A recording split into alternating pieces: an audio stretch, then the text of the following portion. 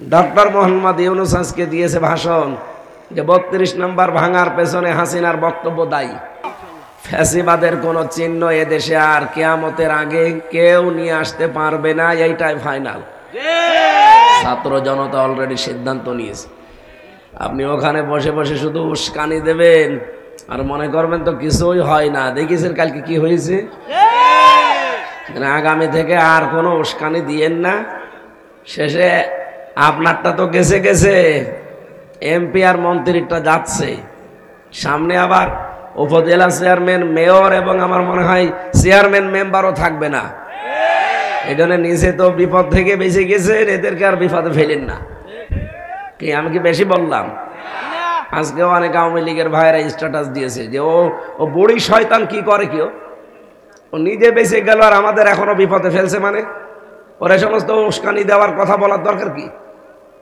Doctor Mohammad Yunus আজকে দিয়েছে ভাষণ যে ৩২ নম্বর ভাঙার পেছনে হাসিনার বক্তব্য দায়ী। ঠিকই বলিস। আপনি কথা বলতে যান কেন?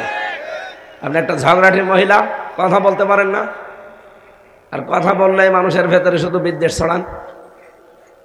যেন আমার মনে হয় আলা তাকফু মা লাইসা লাকা বিহি ইলমুন, যে যেটা জানে না ওই বিষয়ে তার কথা বলা ঠিক না। ওনার নাকি যতগুলো ডিগ্রি এখন শুনছি সব টাকা দিয়ে কিনা ডিগ্রি। এইরকম ডিগ্রি অর্জন করে কথা বলতে গেলে সমস্যা না। এই জন্য ওনার কথা বলা ঠিক না। আমার মনে হয় ওনার মুখে সেলাই করে দেওয়াই ভালো। কারণ কিয়ামতের দিন যেহেতু মুখটা সেলাই করে দেওয়া হবে, তে আগে থেকেই দিয়া থাক, অন্তত সামনে যেন আর কোনো গুনাহ না হয়। কারণ যে গুনাহ করেছে ওইটার পাপের ভার নিতেই তো জীবন শেষ হয়ে যাবে। কিছুই যদি না করে থাকে, 28 অক্টোবর 6 সালে জসিম ভাইকে যে পিটিয়ে মারার পরে লাশের উপরে ড্যান্স দিয়েছে, এইটার হিসাব দিতে হইতে কিয়ামত শেষ হয়ে যাবে। বাকি সব বাদ দিলাম। কিন্তু 6 সালে যাদেরকে পিটিয়ে আপনি মারলেন লঘে বয়টা দিয়ে, আবার ড্যান্স দিলেন লাশের উপরে, আপনার ইমানও ছিল না, বিবেকও ছিল না। ইমান আর বিবেক যদি কারো না থাকে, ও তো আর মানুষ থাকে না, ও জানোয়ার। কথা বলছে না কেন? একজন তার বউকে খালি কোনো জিনিস আনতে বললেই বলতো, রানী অমুক জিনিসটা দাও তো। ওর বউ মনে করছে খুব ভালোবাসে আমারে, বলছে তুমি যে সবসময় আমার রানী বলে ডাকো, বলছে চাক রানী বলতে সমস্যা হয় তো এই কারণে। কিছুক্ষণ পরে ওর বউ ডাক দিয়ে বলছে, জানু, যে কোনো কথা বললে জানু জানু জানু। স্বামী বলছে তুমি আমার এত ভালোবাসো, আমার জানু বলে ডাকো। জানু আর বলতে বেশি সময় লাগে তো এই কারণে। আপনি যা করেছেন, আপনার এত বড় নাম আমি নেব কি করে? এই কারণে ছোট করে ডাকা হয়। কত রকমের ঘৃণা এক জায়গায় জন্ম হলে পৃথিবীর ইতিহাস পাল্টিয়ে ফেলেছে কালকে মানুষ।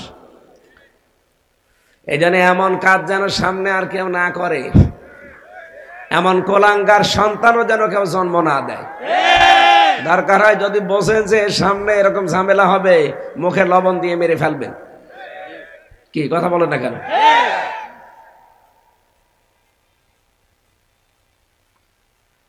আজকের মাহফিলে যিনি প্রধান অতিথি, বাংলাদেশ জামাতে ইসলামী, এটা মাজলুম দল।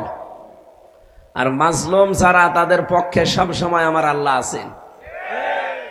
এই জন্য মাজলুমদেরকে আল্লাহ একটা সুসংবাদ দিয়েছেন, অনুরিদু আন্না মুন্না আলাল্লাযীনা ইসতাদঈফু ফিল আরদি ওয়া নাজআলাহুম আইম্মাতান ওয়া নাজআলাহুমুল ওয়ারিসিন।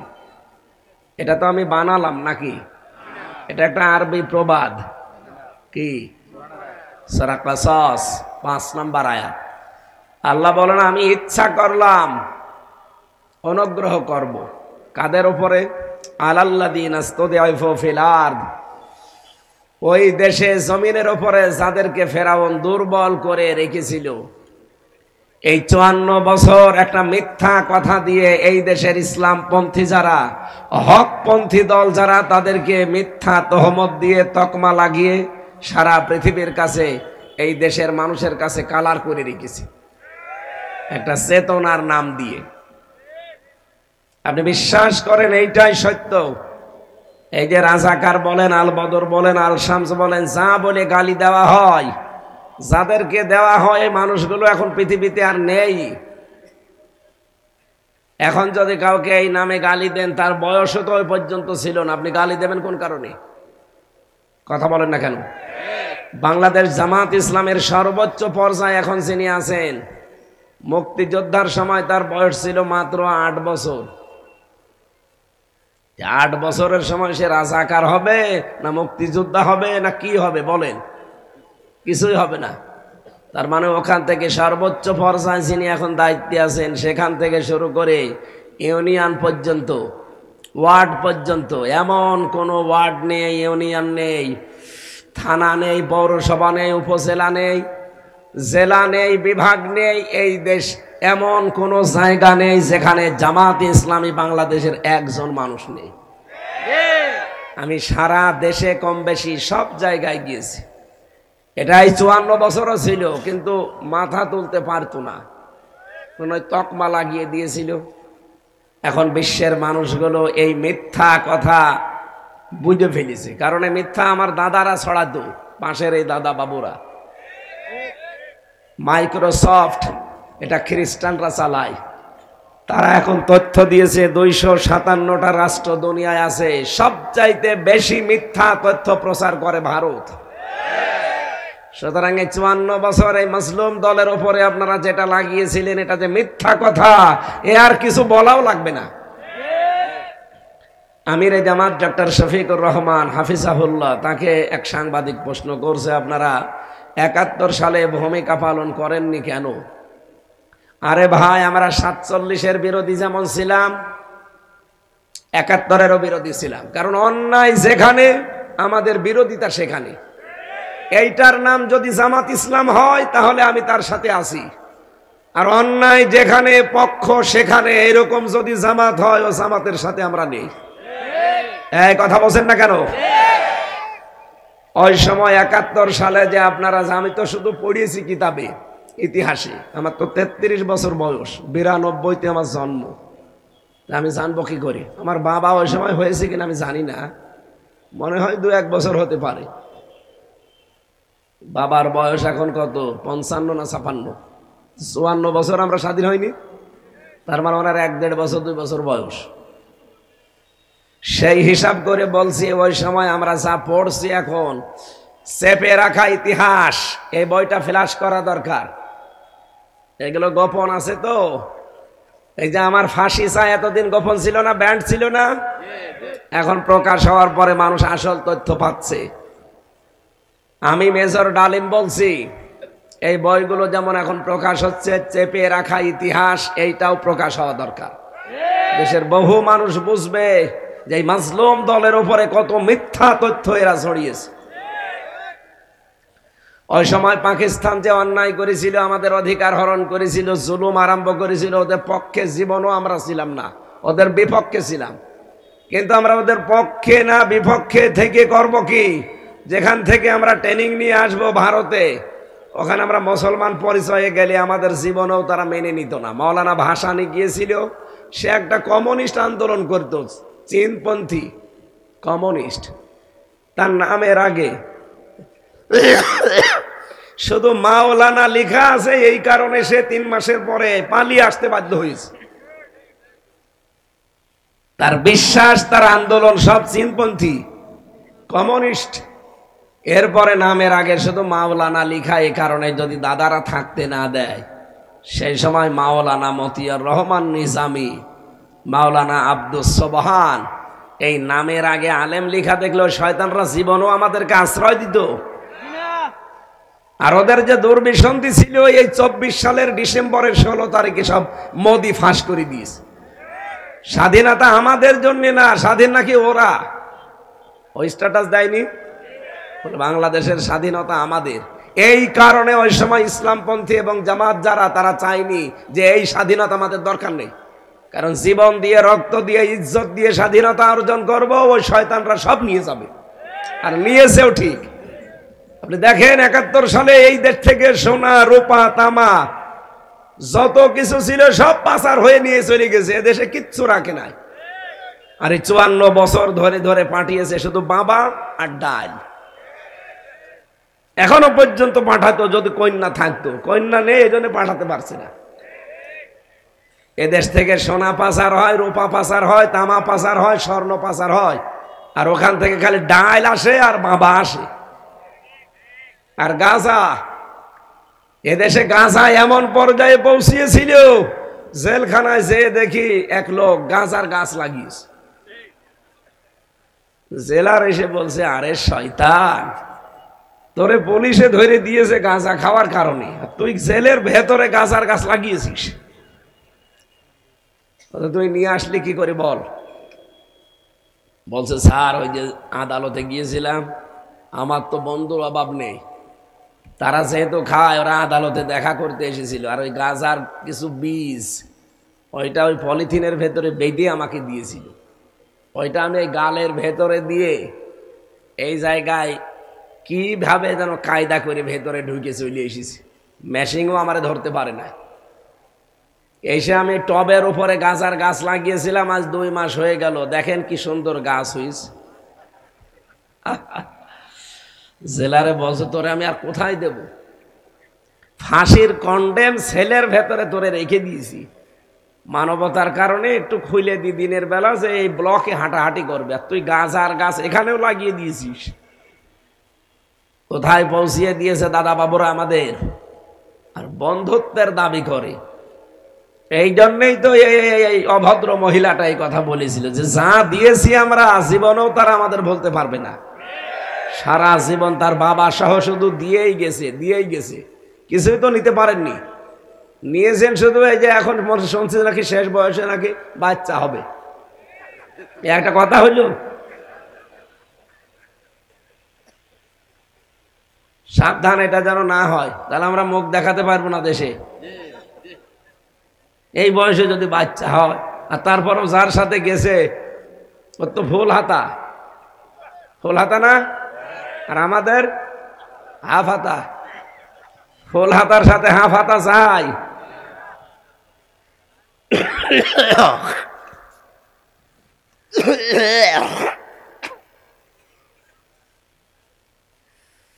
সুতরাং দাদার যদি এই শেষ বয়সে এসে বিয়ে করার জন্য মনে বেশি ইচ্ছা জাগে, তাহলে মুসলমানি দেওয়া লাগবে। কারণ মুসলমানি না দিলে তার সাথে আপনি বিয়ে দেওয়া যায় গেছে, এটাকে আমি বানিয়ে বলছি। সূরা বাকারার 221 নম্বর আয়াত, ওয়ালা তুনকিহুল মুশরিকিনা হাত্তা ইউমিনু, যতক্ষণ মুশরিক পুরুষ মুসলমান না হবে তার সাথে কোনো মমিনা মহিলার বিয়ে করা জায়েজ নেই। এই ফতোয়া কার? আরো জোরে বলেন। এই জন্য আপনি যাই করেন, আপনি তো মুসলমান দাবি করেন, এই জন্য এমন জনের সাথে বিয়ে বসবেন না যার ইমানই নেই। সে যদি এখন বিয়ে করতে শেষ বয়সে রাজি হয়েও থাকে, যেমন মানুষ তো বলছে এই কথা যে মোদির বউ নাই, এই কারণে বলছি, যদি বিয়ের শখ লেগেই থাকে অন্তত মুসলমানিটা দিন। আর আপনার যে বয়স, এখন হাসাম পাবেন কোথায়? এই বয়সে মুসলমানি দিতে হলে পাকা মোটা হাসাম লাগবে না?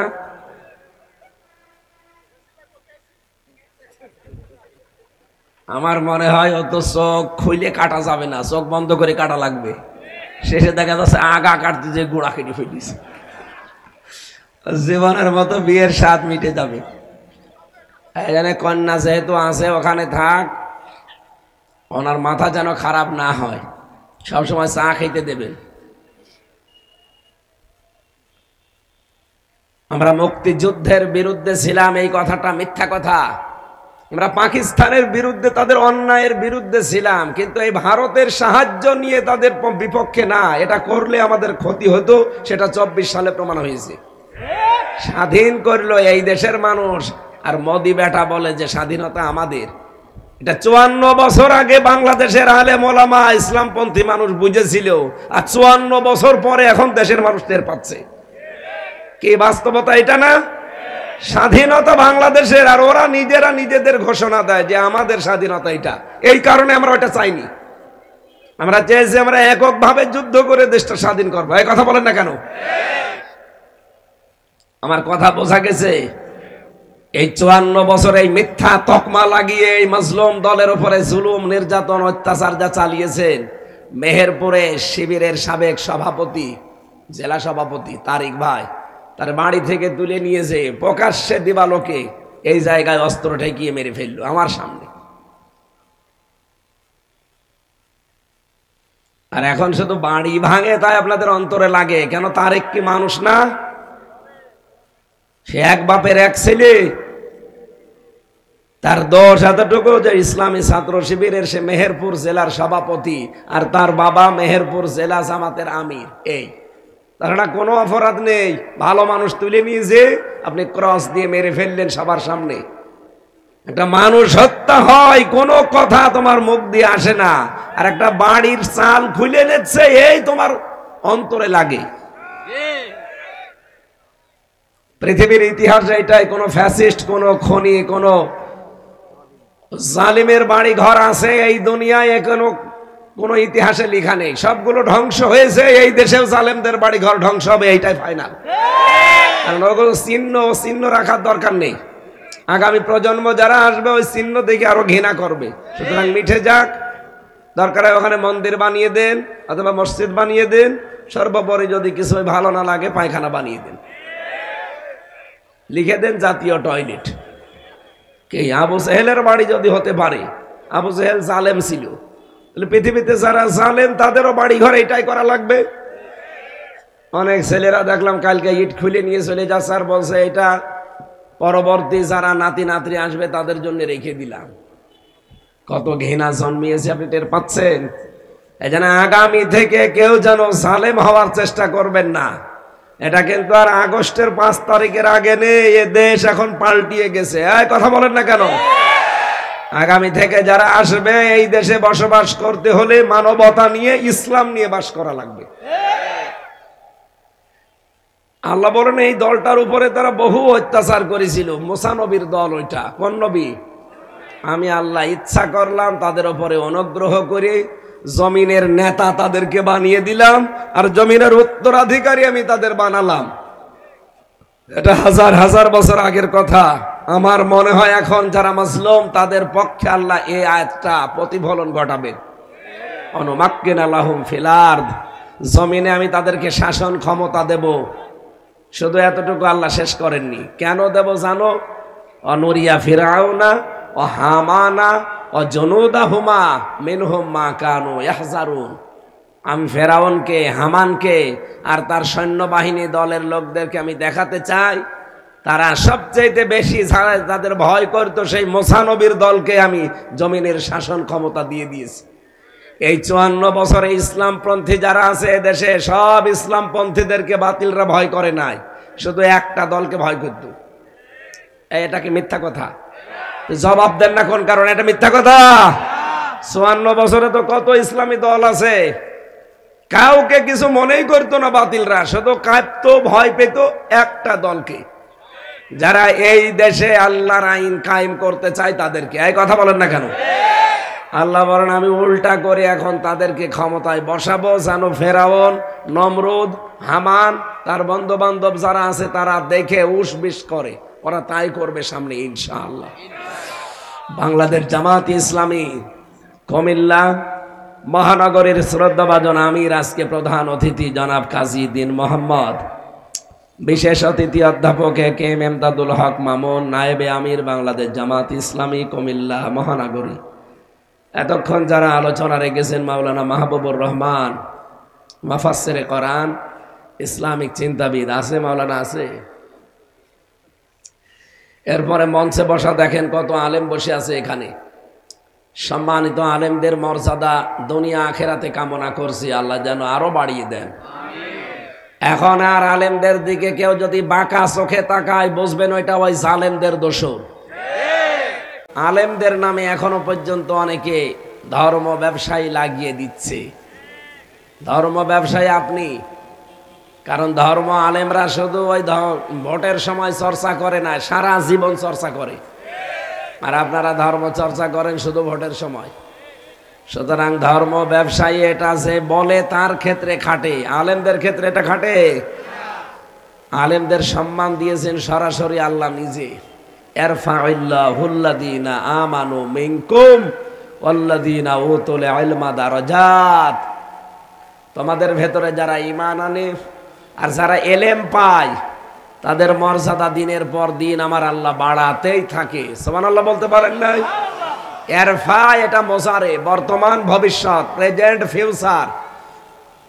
এজন্য ঈমান আমাদের যাই হোক আছে, এলেমও আমরা যা অর্জন করেছি কম বেশি, আমাদেরই মর্যাদা এই বাংলাদেশে আল্লাহ বাড়াবে। দিন যত যাবে দেখবেন আলেমদের মর্যাদা আল্লাহ বাড়াতেই থাকবে।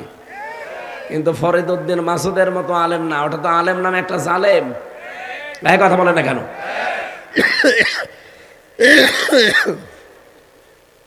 তাফসিরে পড়েছি 10 প্রকার মানুষকে শয়তান নিজের অন্তরঙ্গ বন্ধু মনে করে। তার 8 নাম্বার প্রকারে ওই আলেম যে জালেম শাসকের তহমতি করে। এই কথা মনে করেন, যে জালেম শাসকের তোষামতি করে ওই আলেম শয়তানের অন্তরঙ্গ বন্ধু। এই 15.5 বছরে তাকান, এই ফরিদউদ্দিন মাসুদ নামে যেই লোকটা, এটা আলেম বললে ভুল হবে, যে লোকটা আল্লামা সাইদের মতো আলেমের ফাঁসি চাইতে পারে। কিসের আলেম ওইটা? আমার সাথে কওমি মাদ্রাসার 76 জন আলেম ছিল জেলখানায়। তারা বলতো এটা একটা টাটকা নির্ভেজাল তাগুত। ওটা তাগুত নিজে এবং তাগুতের সহযোগী। আমি এটা বানিয়ে বলছি। এখনো পর্যন্ত আপনি আলেমদের জিজ্ঞাসা করেন কওমি মাদ্রাসার, তারা এই কথাই বলবে। এক জায়গায় ছিল আমার সাথে 76 জন, সব কওমি মাদ্রাসার। আর একজনের নামে তারা খুব যন্ত্রণায় আছে। এই যে কওমি জননী নাম দিয়েছিল ওই জালেমাকে, বাইতুল মোকাররমের সাবেক খতিব। ওরে খতিব বলা জায়েজ নেই। কি কিসের খতিব? ওটা ক্ষতি একটা। জোর করে এসেছিল আবার ইমামতি নেওয়ার জন্য, পালিয়ে গেছে, লজ্জাও করে না। আবার বলছে আমি আবার ইমাম। জনগণ জুতা দিয়ে পিটিয়েছে। পরের দিন আবার স্ট্যাটাস দিয়েছে জনগণ জুতা মেরেছে কিন্তু আমার গায়ে লাগেনি। শয়তান। এজন্য আলেমদের সম্মান বাড়বে, কিন্তু লোকটা যদি আলেম হয়। কথা বলেন না কেন? আমরা যারা এখানে আলেম বসে আছি, আমাদের জ্ঞানের ওপরে আমল থাকা লাগবে। এই পৃথিবীতে সবচাইতে জ্ঞানের ওপরে কাজ করেছে, আমল করেছে নবীরা। এজন্য নবীদের সম্মান সবার উপরে না? কথা বলেন না কেন? না, আমরাও চেষ্টা করব আমাদের জ্ঞান যতটুকু আল্লাহ দিয়েছেন জ্ঞানের উপরে যেন আমরা চলতে পারি, আমল করতে পারি। আল্লাহ তৌফিক দিন, বলেন আমিন। দরুদ আর সালাম পাঠ করার মাধ্যমে আজকের তেলাওয়াতকৃত আয়াত সূরা তাহা, কোন সূরা? ৭৪ নাম্বার আয়াত পড়েছি। খুব গুরুত্বপূর্ণ একটা বিষয় থেকে কথা বলবো, খুব মনোযোগ সহকারে আপনি শুনবেন আমলের নিয়তে ইনশাআল্লাহ। তাহা এটা নবীজির নাম। পরা কোরআনে আল্লাহ নবীজিকে 7টা নাম ধরে ডাক দিয়েছেন। কয়টা? আরো জোরে বলেন।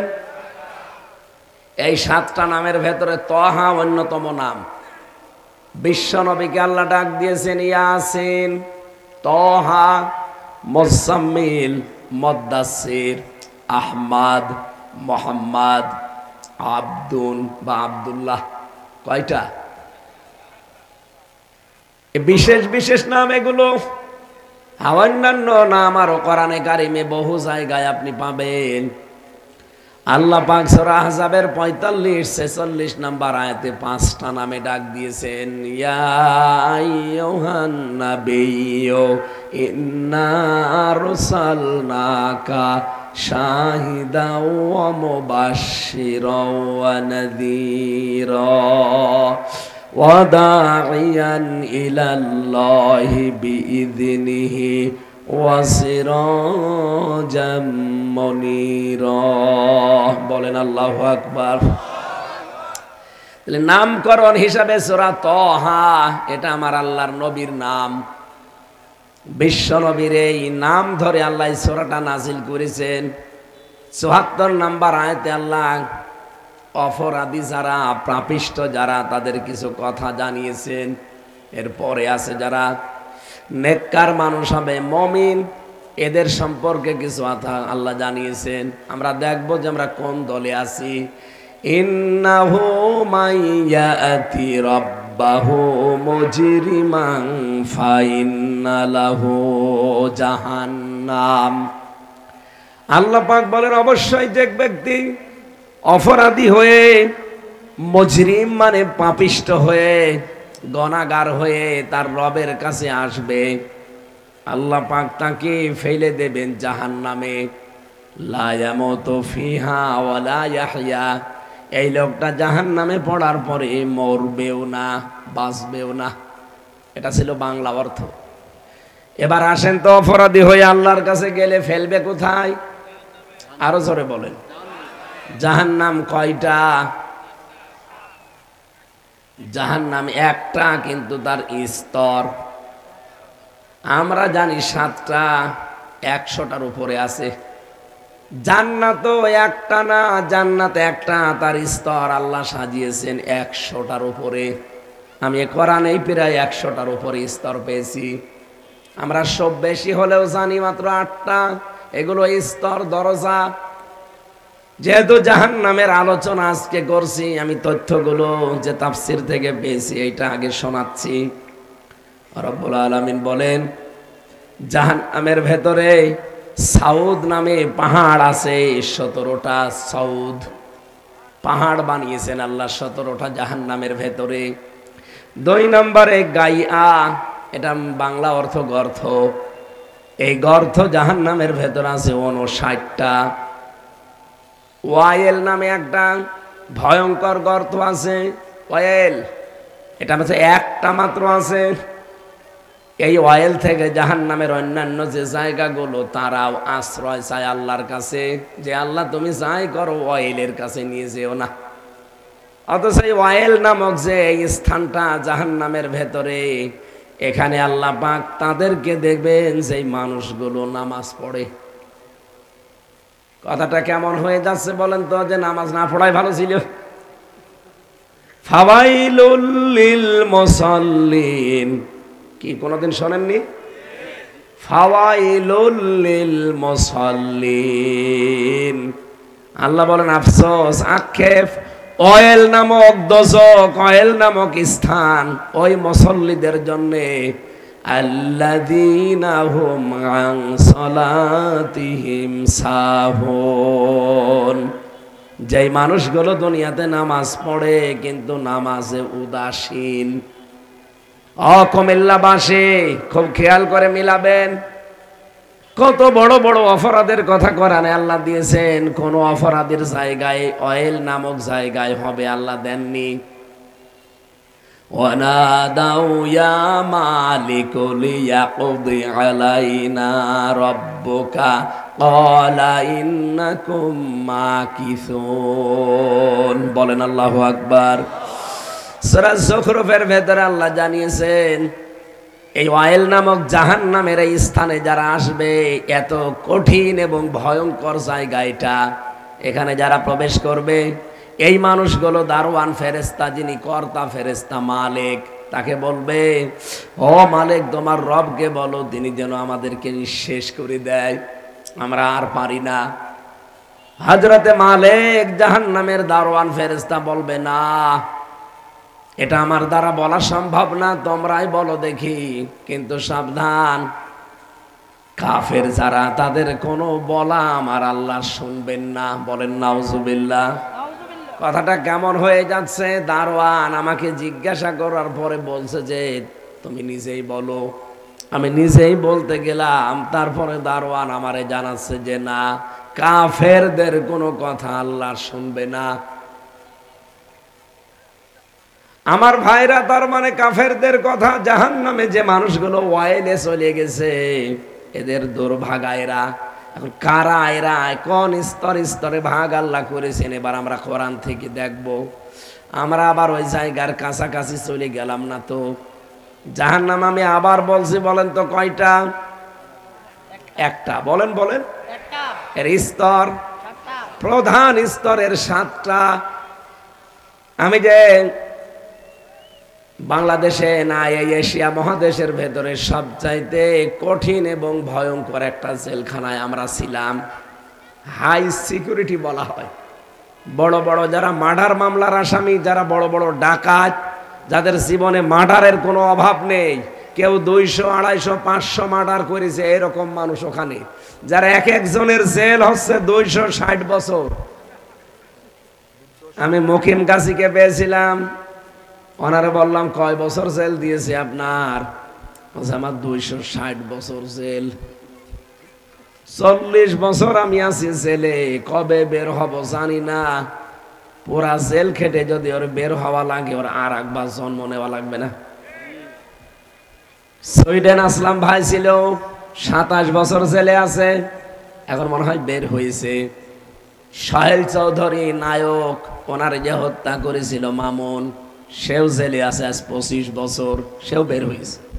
তো ওখানে এইরকমই 2-4 বছর 5 বছরের জন্য না, যারা আছে ওরকম 25 বছর 30 বছর 40 বছর, এক একজনের নামে মামলা 150টা 200টা 500টা। ও কবে জামিন করাবে, কবে বের হবে, আর কবে হাজিরা দেবে, এই জন্য বেরও হতে চায় না। বলে বের হয়ে করবো কি, ও সারা জীবন খালি আদালতে হাজিরা দেওয়া লাগবে। এরকম ভয়ঙ্কর জায়গায় আমরা দেখেছিলাম স্তর করা আছে। সাধারণ যারা আসামি তাদেরকে ওয়ার্ডে দিয়ে দেয় 30 জন 40 জন, আপনারা বাড়ির মতো থাকেন। এরপরে যারা আছে তাদেরকে একটু নরমাল জায়গায় দেয়। একেবারে কড়া যারা জঙ্গি মামলার আসামি, দুর্ধর্ষ যারা মার্ডার মামলার, তাদেরকে দেয় ফাঁসির ছেলে। এর চাইতে আরো যারা ভয়ঙ্কর তাদেরকে দেয় ফাঁসির কন্ডেম সেলের ভেতরে। এর চাইতে আরো যারা কঠিন, একেবারে সর্বশেষ, এর চাইতে আর ভয়ঙ্কর মানুষ দুনিয়ায় নেই, তারে দিয়ে রাখে কবর সেলে। কবরের মতো সেল বানিয়ে রেখেছে। আপনি যাবেন, শুধু আটক করে দেবেন, নড়াচড়া করতে পারবেন না। আমি সবগুলো একটা একটা করে দেখেছিলাম। এটা বাংলাদেশে শুধু হাই সিকিউরিটি জেলখানা আর রাজশাহী, এই 2 জায়গায় আছে, বাকি কোনো জায়গায় এত কঠিন সেল নেই। ওখানে জেলখানা তো একটা, কিন্তু তার স্তর দেখেন, একটা ফাঁসির কন্ডেম সেল, কবর সেল, এমনি সেল, এমনি জেল, এমনি ওয়ার্ড, এরকম 7-8টা পর্যায়ে মানুষকে রেখে দেয়। প্রত্যেকের জন্য আবার আলাদা আলাদা শাস্তি আছে। যে এত ভয়ঙ্কর, যার চেহারা দেখলে আপনার ভয় লাগে। সুইডেন আসলাম নামে যে লোকটার কথা বললাম, এত ভয়ঙ্কর দেখতে, আপনি যদি একবার সরাসরি প্রথমে দেখেন, আপনি পানি খেতে বাধ্য হবেন। চেহারাও যেরকম, উঁচু লম্বাও সেরকম, মানে দেখলে একটা ভয়ঙ্কর। আল্লাহ মনে হয় বানিয়েছে ওইভাবে। একদিন রাতে এসে আমার কাছে এসে বলছে, আমি ওই কন্ডেম সেলের ভেতরে। আমারে বলছো, হুজুর আপনার নাম আমির হামজা না? হ্যাঁ। আপনি কে? আমি তার কোনোদিন দেখিনি ওনারে, নাম শুনেছি। ওরা জেলখানা ওনার নামে কাঁপত। রাত 9টার সময়, এখন তো সাধারণ কোনো আসামি অন্তত খোলা থাকার কথা না, কারণ আসরের আজান দিলে সবাই লকআপ হয়ে যায়। তা আপনি কে? বলছে আমি একটা মাসলা জিজ্ঞাসা করতে এসেছি। আরে ভাই, মাসলা জিজ্ঞাসা করবেন করেন তো, কে আপনি? বলেন আমার বউ আমারে জিজ্ঞাসা করতে বলেছে। আরে আপনি মাসলা তো দেবো, অসুবিধা নেই, বলেন আপনি কি? সুইডেন আসলাম। ভাই ঠিক আছে বলেন, আপনি যা ভাল লাগে বলেন। যেই বলেছে সুইডেন আসলাম, লোকটার নামের সাথে চেহারার মিল আছে। আমি কতটুকু 5 ফুট 6 ইঞ্চি লম্বা, আমি মনে হয় ওনার সামনে দাঁড়ালে এ পর্যন্ত হবে, এত লম্বা, আর চেহারা বিকট। ওয়াকাযালিকা জাআলনাকুম, সূরা ফুরকানের ভেতরে আছে। আল্লাহ বলেন, আমি যুগে যুগে নবীদের শত্রু বানিয়েছি কিছু পাপিষ্ট মানুষকে, তাদের চেহারা দেখলেই বাচ্চারা পানি খায়। তা আমি ওই লোকটার চেহারা দেখে বুঝেছিলাম যে আল্লাহ, এর নাম যা। এমনিতে তো পুরা জেলখানার লোকের ভয় পায় না, এই কারণে ভয়। উনি মাসলা জিজ্ঞাসা করবে যে ওনার বউ নামাজ পড়ে, উনি নামাজ পড়ে না। বলছে আমি তো নামাজ কালাম পড়ি না, ওসব বিশ্বাসও করি না। তা আমার বউটা আবার নামাজ কালাম পড়ে, যে নামাজের কিছু মাসলা মাসাইল আমার কাছে জিজ্ঞাসা করলো, বলে দিলাম। তো ওনাদেরকে একটা কন্ডেম সেলের ভেতরে 24 ঘন্টা তালা লাগিয়ে রাখে ব্লকে। এভাবে সিস্টেমগুলো সব ভাগ ভাগ করা আছে। অপরাধী যেরকম তারে রাখে ওই রকম। এক কথা বুঝতেছেন? আল্লাহ জাহান্নামটা বানিয়েছেন একটা জেলখানা। জাহান্নাম কি? আল্লাহ রাব্বুল আলামিন বলেন ওয়া ইন্না জাহান্নামা লা মাউইদুহুম আজমাইন, অবশ্যই জাহান্নাম তাদের জন্য নির্ধারিত একটা জায়গা। লাহা সাবাতু আবওয়াব, এটা সূরা হিজরের 44-45 নাম্বার আয়াতে আছে। লাহা সাবাতু আবওয়াব, এই জাহান্নামের দরজা আছে 7টা। সাবাত মানে 7, আবওয়াব বাবের বহুবচন, দরজার বহুবচন আবওয়াব। আল্লাহ বলেন এই জাহান্নামের দরজা 7টা। এই ভালো করে বোঝেন। আমি যে জেলখানার উদাহরণটা দিলাম, ওখানে কি সবাই একরকম থাকে? যে যে অপরাধ করে তারে ওই জায়গায় রাখে। কারে কবর ছেলে, কারো কন্ডেম ছেলে, কারো এমনি ছেলে, কারো ব্লকে, কারো ওয়ার্ডে, আবার কাউকে রাখে রান্নাঘরে। আলাদা আলাদা জায়গা আছে প্রত্যেকের জন্য। আগে দেখে যে অপরাধের মাত্রা কতটুকু। যদি দেখে না এর জঙ্গি সেরকম দুর্ধর্ষ জঙ্গি, তখন তারে এমন জায়গায় রাখি টাইট করার জন্য খাবার দাবার ও সব দূর থেকে ঠেলে দেয়, ওর কাছেও কেউ যায় না। তাদের চুল দাড়ি গপ নকমক হয়ে যায় এরকম বড় বড়, কারণ ওর সাথে কেউ দেখাও করতে পারবে না, কথাও বলতে পারবে না। এত ভয়ঙ্কর জায়গা ওইগুলো। মাওলানা এনায়েতুল্লাহ বলে একজন আছে, আমার নিস্তালায় ছিল, ওরে আমি দেখেছি 22 বছর লোকটা জেলে আছে, জঙ্গি মামলার আসামি। আমাদেরকে উনি মুসলমান মনে করে না, আমাদের পেছনে নামাজও পড়ে না। ওরা আইএস নাম শোনেননি? আইএস নাম শুনেছেন? জামাত ইসলামের সেক্রেটারি জেনারেল অধ্যাপক মিয়া গোলাম পরোয়ার, উনি নামাজ পড়াবে, আমরা সবাই নামাজ পড়াবো ওনার পেছনে, কিন্তু উনি বলছে না। উনি যেহেতু জামাত ইসলামের সেক্রেটারি, গণতন্ত্র মানে ওনার পেছনে নামাজ হবে না। আমি চিন্তা করলাম, আল্লাহ, মিয়া গোলাম পরোয়ার রে যদি মুসলমান মনে না করে, আমারে তো বলবে ও কাফেরের বাপ। আমি একদিন যে বললাম, ভাই আমি না, আপনার পেছনে নামাজ হবে না। আপনি নামাজ পড়বেন কার পেছনে? পুরা জেলখানায় তো আপনি একা। আর একজন আছে, সে হচ্ছে আল্লাহর দলের সভাপতি, আর তার ছেলে হচ্ছে আল্লাহর দলের সেক্রেটারি। এই দুই বাপ বেটা আজ প্রায় 17 বছর জেলে আছে। কিছু কিছু উল্টাপাল্টা লোক আছে ভয়ঙ্কর, কিন্তু জঙ্গি আসল যেটা, সেটা এই দেশে নেই। এগুলো সব নাটক মন্তস্ত্র করে হাসিনা বানিয়েছিল এই মনিরুলকে দিয়ে। জঙ্গি যদি থাকতো এই 6 মাস, আজকে 6 মাস বাংলাদেশে একটা জঙ্গি হামলা হয়েছে বলেন? কারণ নাটক কেউ লিখতেও পারে না এখন, আর কেউ সাজাতেও পারে না। আর যেই শয়তানগুলো এগুলো সাজাতো, এই মনিরুল, আসাদুজ্জামান, এই ডিসি মান্নান, এরপরে মশিউর, এই শয়তানগুলো যে কোথায় আছে এখন, এই জবাই করা দরকার শয়তানগুলো। এদের কারণে হাজার হাজার সন্তানের জীবন নষ্ট হয়ে গেছে। অপরাধকে দ্বারা ইসলাম মানতো, শিবির করতো, এই অপরাধ। এখন অনেক শয়তান বলছে যে না, এই মামলাগুলো আবার চালিয়ে যাওয়া লাগবে, ওকে আগে মামলা দেওয়া দরকার জঙ্গির। কয়েকজন আছে সেগুলো এখন জেলখানায়, যেগুলো সিরিয়া, পাকিস্তান এবং আফগানিস্তান এবং অন্যান্য দেশের নিয়ম নীতি মেনে তারা চলতে চায়। তারা বাইরে এখন আর কেউ নেই। যা ছিল হাসিনা বানিয়েছিল ওই বাংলা ভাই আনসারুল্লাহ, এরপরে যে আব্দুর রহমান শায়েখ, ওগুলো চলে গেছে। এখন বাকি আর কেউ নেই। যেগুলো আছে দুই একটা একটু উগ্র, ওগুলো এমনি টাইট হয়ে যাবে।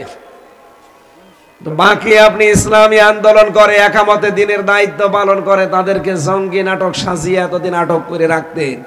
এটা যে পুরাটা মিথ্যা তামাম দুনিয়া এখন জেনে ফেলেছে। এই জন্য 6 মাসে একটা নাটকও বাংলাদেশে আর কেউ দেখতে পাচ্ছে না। আমার নামে দিয়েছে জঙ্গি মামলা। আনসারুল্লাহ কি যেন কি, আমি জীবনে নাম শুনিনি আনসারুল্লাহ কি টিম। আর আপনি আমার বানিয়ে দিয়েছে সারা বাংলাদেশের প্রধান। আমার শরীর চলে না, আর আমি আনসারুল্লাহ বাংলাদেশের প্রধান। এই বানানো মামলা দিয়ে 3টা বছর জেলখানায় রেখে দিলেন। কি হয়েছে আমার? আর শরীরে বিভিন্ন রোগ হয়েছে। আশা করছি আমি আবার আগের অবস্থায় ফিরে যাব ইনশাআল্লাহ।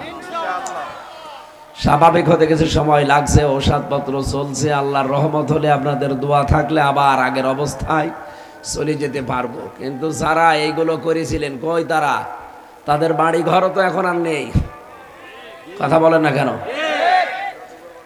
আমার মনে হয় এই জঙ্গি মামলা সাজিয়ে সাজিয়ে যারা বিদেশের কাছ থেকে কোটি কোটি টাকা খেয়েছে, ওরা নিজেরা রিমান্ডে আমারে বলেছে এই কাউন্টার টেররিজম যেই কয়টা দায়িত্বে ছিল, এই আসাদুজ্জামান কাউন্টার টেররিজমের প্রধান এবং মনিরুল নাম শোনেননি? এরপরে ডিসি মান্নান, এই চট্টগ্রামের একজন ছিল আতিকুর রহমান ভইয়া এডিসি, খুলনার একজন ছিল শেখ ইমরান, এটাও এডিসি। এরপরে জাহিদ, আমার এই কিছু কিছু নাম মনে আছে, কারণ এরা যা অত্যাচার করেছে আমি তো জীবনও বলবো না। এই মানুষগুলোকে যেন একটাও ছাড় দেওয়া না হয়, এদের কারণে হাজার হাজার মানুষের জীবন নষ্ট হয়েছে।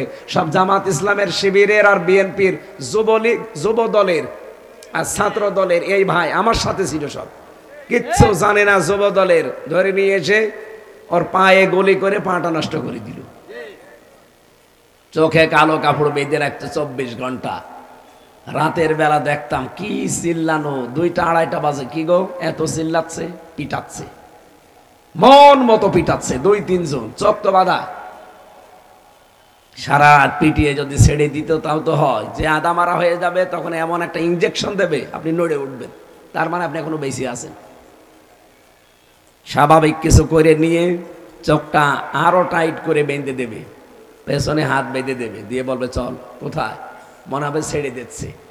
গাড়িতে নিয়ে সারা রাত ঘোরাবে, কোথায় কোথায় নিয়ে যাবে, নিয়ে হঠাৎ করে খুলে দিয়ে বলবে যা তোরে ছেড়ে দিলাম। কোথায় ভাই? আমি কোথায়? বলবে গাজীপুরের জঙ্গল, অথবা ওই যে সেই টাঙ্গাইল মধুপুরের জঙ্গল, যেটা হাজার হাজার বিঘা চারিদিকে, কোনো জায়গায় মানুষের একটা চিহ্ন পাবেন না। ওরা 3-4 জন, সব তো নাক মুখ বাঁধা, আর আপনি একা। হাত পেছনে হ্যান্ডকাপ খুলে চোখটা খুলে দেবে কালো কাপড়, দেখবেন আপনি জঙ্গলের ভেতরে। কি এখানে কি করব? বলে তোরে ছেড়ে দিলাম। যেই দৌড় দেবেন পেছন থেকে গুলি করে বলবে ক্রস ফায়ারে মরে গেছে। এইটা ছিল জঙ্গি নাটক বাংলাদেশে। আমার রিমান্ডে ওরা নিজেরা বলেছে, আমার এই কানে শোনা, যদি আমার মোবাইল থাকতো আমি টেপ করে রাখতাম, রেকর্ড করি। ওরা বলেছে আমরা ট্রেনিং নিয়েছি দাদাদের কাছে, আমেরিকার কাছে। আমরা এই ট্রেনিংগুলো নিয়ে বাংলাদেশে যারা ইসলাম নিয়ে বেশি মাতামাতি করে তাদেরকে শিকড় কেটে দিতে চায়। এই জন্য ওরা টার্গেট নিয়েছিল বেশিরভাগ যুবকদেরকে। কিচ্ছু জানে না, আন্দাজে এই 30 বছর 35 বছর বয়স, এরকম ছাত্র দল যারা করে, যুব দল যারা করে, ছাত্র শিবির করে, এই জামাত ইসলামের যারা যুবক কর্মী সব এই বয়সের না, এদেরকে ধরে একেবারে সেটে কেটে এই নামটা দিলে তো আর কোনো সমস্যা নেই। এখন যেমন ওই নামে পুরাটা আল্লাহ উল্টিয়ে দিয়েছে, এখন যদি কেউ বলে আমি জয় বাংলার লোক, করে জয় বাংলা করে দেবে। কাল রাতে এক মহিলা গিয়েছিল, বলছে যে এই 32 নম্বর ভাঙা যাবে না, এ জয় বাংলার একেবারে জয় বাংলা করে দিয়েছে। সুতরাং ওই নামটাই আল্লাহ অভিশপ্ত বানিয়ে দিয়েছে। আমি জাহান্নামের স্তরের কথা বলছিলাম কেন? কারণ যে সেই ধরনের অপরাধ দুনিয়ায় আমরা করছি, মরণের পরে আল্লাহ ওই রকম একটা স্তরে আল্লাহ আমাকে রাখবে, আপনাকে রাখবে। লিকুল্লি না লাহা সাবাতু আবওয়াব লিকুল্লি বাবিম মিনহুম জুজউম মাকসুম। পৃথিবীতে যে যেই ধরনের অপরাধ করছো, কিয়ামতের দিন জাহান্নামের ওই দরজা দিয়ে আল্লাহ তাকে প্রবেশ করাবে, তার জন্য ওই অংশটা নির্ধারিত।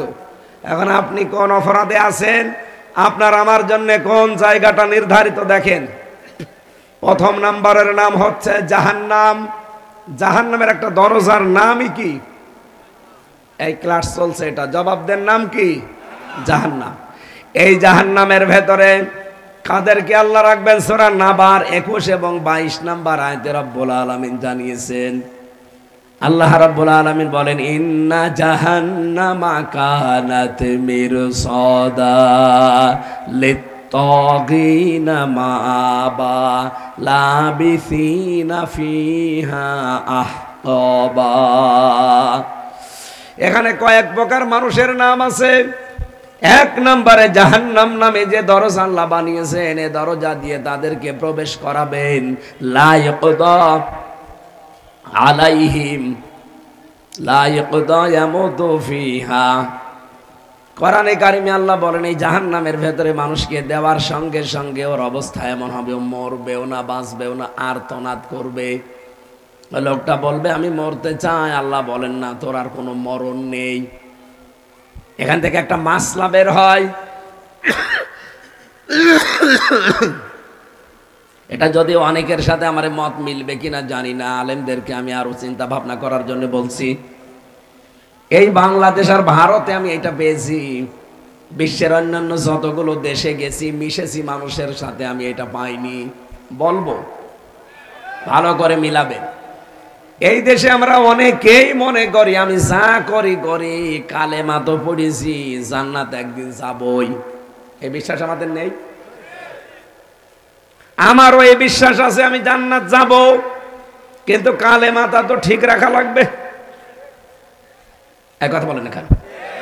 এই যে মাছ ধরতে যায় যারা খালয় নিয়ে, কি বলে মাছ যার উপরে রাখে, কি বলে খালয়, কোলা। এখন আমি যদি মাছ ধরে ধরে ওর উপরে রাখি, নিচে যদি ছিঁড়া থাকে, ফাটা থাকে, যত আল্লাহর ওলি আমি হই, মাছ ঢালি থাকবে। আপনি যে কালেমা পড়েছেন, এই কালেমা তো টিকিয়ে রাখা লাগবে ভাই। ওযু করলে যেমন ওযু ভেঙে যায় 7টা কারণে, নামাজ পড়তে গেলে 19টা কারণে নামাজ ভেঙে যায়, রোজা রাখলে রোজাও ভেঙে যায়, হজ করলে হজও ভেঙে যায়, না ভাঙে না? আপনি যে ঈমান এনেছেন, ঈমান আছে না গেছে টের পেয়েছেন? কারণ ঈমান 10টা কারণে ভেঙে যায়। কয় কারণ? আরো জোরে বলেন। এই পৃথিবীতে যারা আল্লাহ রাসূলের চাইতে, বিশ্ব নবীর চাইতে অন্য কোন আদর্শকে যারা ভালো মনে করে, তার ঈমান নষ্ট হয়ে যায়, ভেঙে যায়। এই যে 10টা কারণ আমি লিখেছি তাফসীর থেকে, এর একটা কারণ এই, যারা আল্লাহর নবী মুহাম্মদুর রাসূলুল্লাহ বাদ দিয়ে অন্য কারো আদর্শকে ভালো লাগে, পছন্দ করে, ওর সঙ্গে সঙ্গে ঈমান ভেঙে যায়। আপনি আব্দুল্লাহ বিন উবাইয়ের নাম শোনেননি?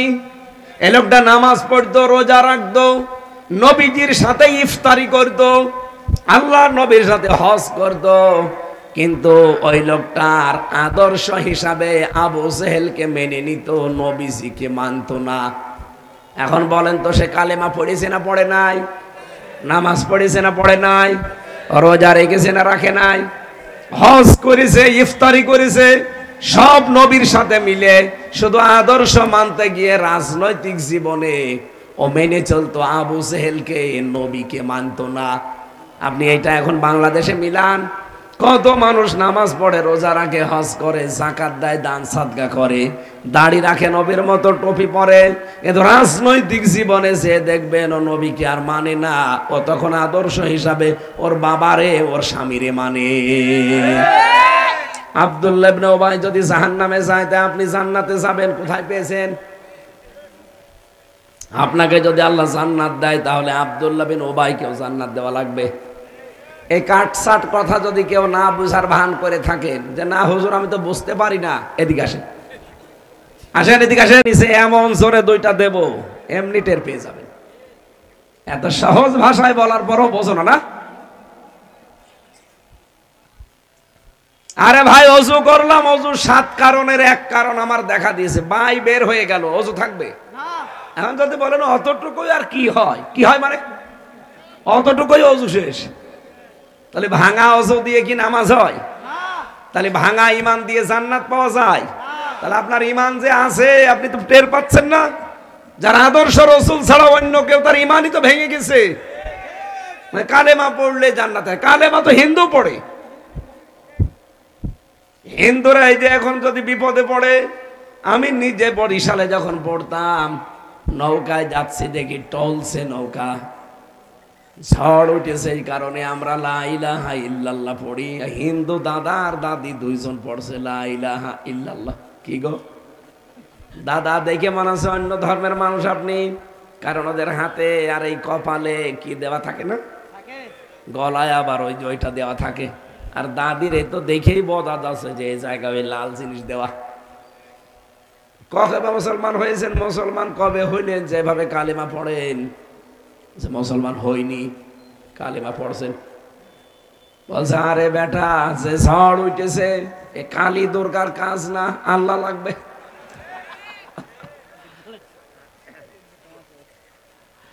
ঝড় উঠলে কালী দুর্গা দিয়ে হয় না, এখানে লাগবে কার?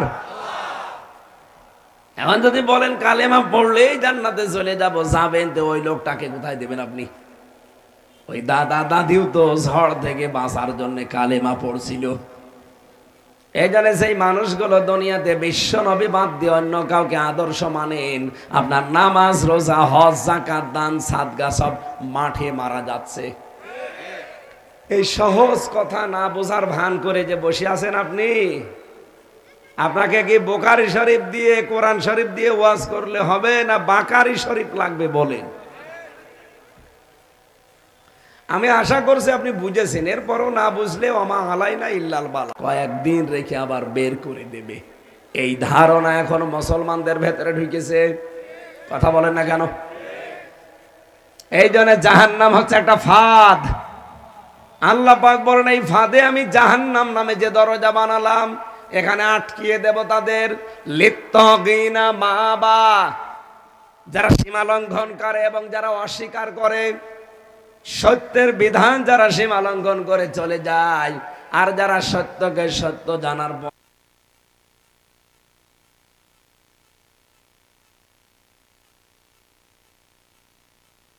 বেসিলাসা সূরা মারেজের ভেতরে 15, 16, 17, 18 নাম্বার আয়াতে আছে কাল্লা ইন্নাহা লাযা নাযাআতাল লিশাওয়া তাদউ মান আদবারা ওয়া তাওয়াল্লা ওয়া জামাআ ফাআওয়া। এখানে দুইটা গুণের কথা আল্লাহ দিয়েছেন। তাহলে জাহান্নাম নামে যে দরজা, এই দরজায় যাবে সীমা লঙ্ঘনকারী আর অস্বীকারী। কথা বোঝা গেছে? আপনি দেখেন তো আপনি সীমা লঙ্ঘন করেন কিনা।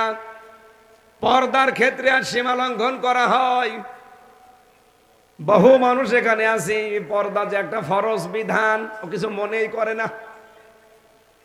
কত ভাবি আছে বিভিন্ন জায়গায় বসে আছে, ও দেবরের সাথে মনে করে না পর্দা করা লাগবে না, এ আমার ছোট ভাই। কয়দিন পরে দেখা যাচ্ছে ওর সাথে আল্লাহর রাস্তায় চলে গেছে। কথা বলছে না কেন? ও যদি আপন ছোট ভাই হয়, জীবনে বোন কোনোদিন ভাইয়ের সাথে যেতে পারে? আপনি চলে যান কোন কারণে? সুতরাং দেবরের সাথে আর ভাসুরের সাথে দোলা ভাইয়ের সাথে পর্দা করা লাগবে। এটা সীমা লঙ্ঘন বাংলাদেশে হচ্ছে না?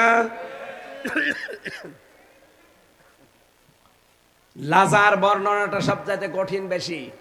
আল্লাহ বলেন লাজা নাযাআতাল লিশাওয়া, এখানে ঢুকলে আগে চামড়া খুলে ফেলা হবে। পৃথিবীতে এমন ঘর পেয়েছেন যেখানে ঢুকলে চামড়া খুলে যায়? আমি পাইনি, আমি নখ খুলে যায় দেখেছি। ওরা রিমান্ডে আমার নিয়ে গিয়েছিল। এমন একটা জায়গা শুধু ঢোকাবে, ঢুকলে এই নখগুলো এভাবে রাখবে, এমনি নখ খুলে চলে যাবে। পা রাখবে, পায়ের নখ খুলে চলে যাবে। ওদের মেশিন ওইভাবে সেট করে।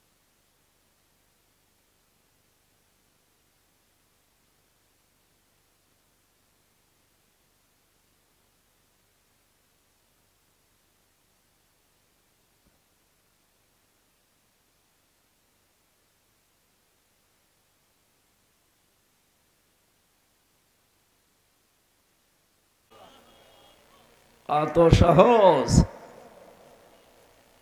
আমার এই শরীরের ওপরে এমন কোন টর্চার নেই ওই শয়তানরা করে নাই।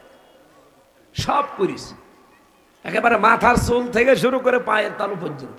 এমনি আমি অসুস্থ, জীবন আমার শেষ করে দিয়েছে। এতটুকুই না, আপনি বসে আছেন মনে করবেন যে ভালোই তো লাগছে, হঠাৎ যে একটা সুইচ টিপে দেবে। বলেন তো 1 মিনিটে যদি 120 বার পাক দেয় কত জোরে ঘোরা লাগে। এরপরে দেখবেন চোখ মুখ অন্ধকার লাগছে, তখন ওই টিটকার দেবে সামনে বসে বসে যে জান্নাত দেখতে পাস।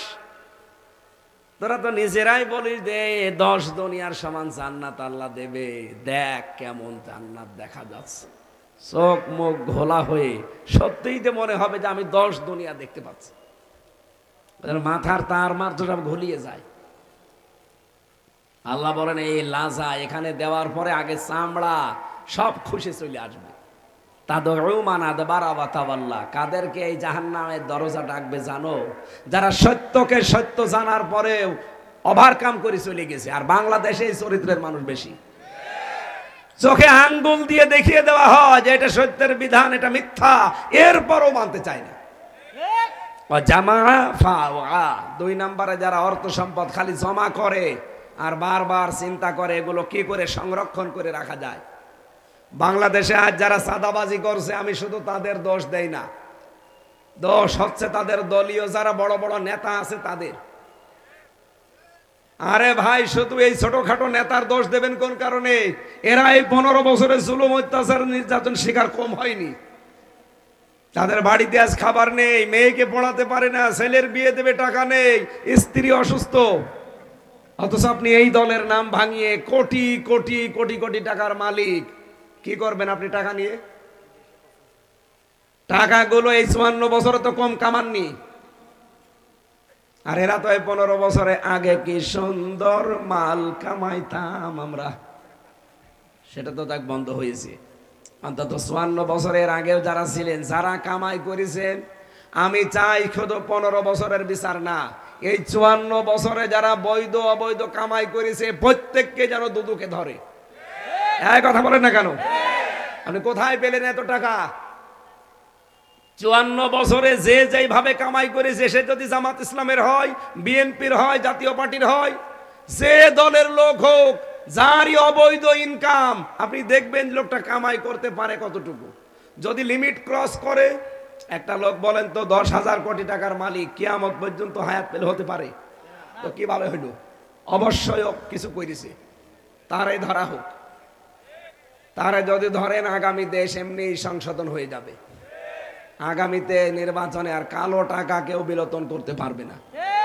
এই জন্য আপনারা যারা মুসলিম মানুষ, আমি জানি আপনাদের টাকা আছে, আপনার টাকাগুলো এই নিম্ন যে কর্মীগুলো আছে, ছোটখাটো নেতা আছে, এদেরকে দেন। জামাত ইসলামের একটা লোক জেলখানায় গেলে তার বাড়ির খাবার পর্যন্ত দলীয় লোকজন দিয়ে আসে, তার মামলা চালায়। এই দল করলে যদি এ পর্যন্ত পাওয়া যায়, তে আপনি কি হয়েছেন? আপনার দলের লোক চাঁদাবাজি করবে মানে আপনার টাকা নেই? এরা তো ফকির ফাকরা, টাকাই নেই, তারপরও এরা এভাবে দেখে শুনে চলে, আর আপনার টাকার অভাব নেই। এই জন্য বিএনপি যে ভাইগুলো করেন, উপরে যারা আছেন বড় বড় দায়িত্বে, টাকাগুলো খরচ করেন। আমি জানি আপনারা আমার সাথে জেলে ছিলেন, আমি দেখেছি কোটি কোটি কোটি কোটি কোটি কোটি টাকার মালিক। এই টাকাগুলো নিচ্ছে যারা আছে ইউনিয়ন, ওয়ার্ড, থানা পর্যায়ের এই ছোটখাটো নেতাদের, এই কর্মীদেরকে দিয়ে দিন। কারণ তারা এই 15টা বছর জুলুম অত্যাচার নির্যাতন স্বীকার করে টিকেছিল। এই কথা বলে না কেন? এটা আপনারা চান না? এদের এই টাকাগুলো বিলোপন করুক, দেখেন সামনে চাঁদাবাজি বন্ধ হয়ে যাবে। আরে ভাই, শুধু চাঁদাবাজি করলে এদের দোষ দেওয়া ঠিক না। এ মানুষগুলো কত জুলুম সহ্য করেছে জানেন? বড় বড় নেতা যারা, তাদের তো কিছুই হয় না, তারা তো ঠিক মতোই মাল কামিয়ে তাদের ছেলে মেয়ে সব বাইরে পড়াশোনা করাচ্ছে। মাঝখান থেকে আমাদের মতো পাগল ছাগল মরিছি আমরা। না, এটা আর সামনে হতে দেওয়া যাবে না। চাঁদাবাজদের বিরুদ্ধে কিন্তু এখন সবাই সোচ্চার। সুতরাং এদেরকেও যদি বাঁচাতে চান, দল বাঁচাতে চান, টাকাগুলো অন্তত নিয়ে আসেন, এসে এদের ভেতরে খরচ করেন। আমি আপনাদের বাঁচার জন্য বললাম, নয়তো যেদিন ধানমন্ডির মতো ধরবে কি, এদেশের মানুষ যখন এখন রাস্তা পেয়ে গেছে, ধরলেই 32।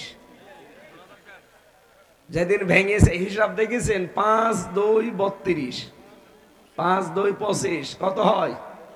সব মিলে 32 বানিয়ে দেবে। আল্লাহ আমাদেরকে হেফাজত করুন। আমি নিচে নামতে পারলাম না, বাকি যে জাহান্নামগুলোর বর্ণনা কোরআন থেকে আমি পেয়েছি, 3 নাম্বারটা পেয়েছিলাম, এটার নাম হোতমা, এরটা পেয়েছিলাম জাহিম, এরপরে পেয়েছিলাম সাঈর, এরপরে পেয়েছিলাম সাকার, এরপরে আছে হাবিয়া। এক একটাই 5টা, 8টা, 9টা, 12টা করে গোনা বলি দেওয়া আছে। আমার কণ্ঠ বসে যাচ্ছে এবং আরেকটা অনুষ্ঠান আছে, এই জন্য